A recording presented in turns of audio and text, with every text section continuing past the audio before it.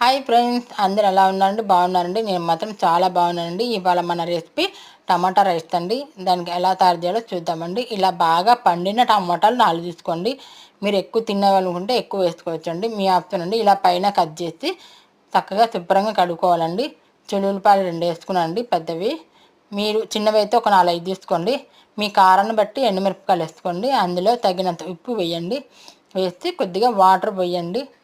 Water పోసి కొంచెం బాగా ఉడకనివ్వండి. 10-20 నిమిషాలు పడుతుందండి ఉడకటానికి.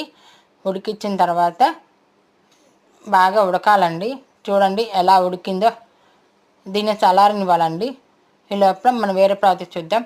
సన్నగా తరిగిన ఉల్లిపాయలు, కొత్తిమీర, టమాటాలు, పచ్చిమిరపకాయలు, అలాగే జీడిపప్పు, బిర్యానీ ఆకులు, లవంగాలు, దాల్చిన చెక్క, జీలకర్ర అన్నీ రెడీ పెట్టుకోండి. 2 గ్లాస్ రైస్ పోస్తానండి. దానిలో 3 గ్లాసులు నీళ్ళు పోస్తే సరిపోతుందండి.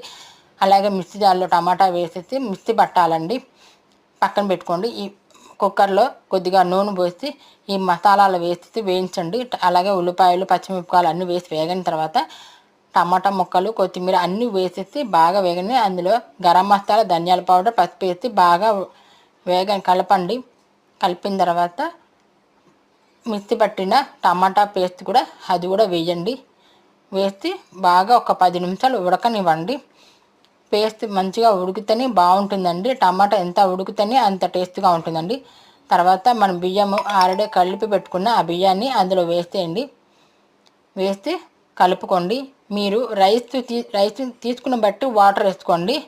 మీరు ఎంత క్వాలిటీ కావాలో ఎట్లా అని మీరు చూసుకోండి. తర్వాత తగినంత ఉప్పు వేయండి. ఉప్పు వేసిన తర్వాత కలిపిన తర్వాత కుక్కర్ పెట్టండి.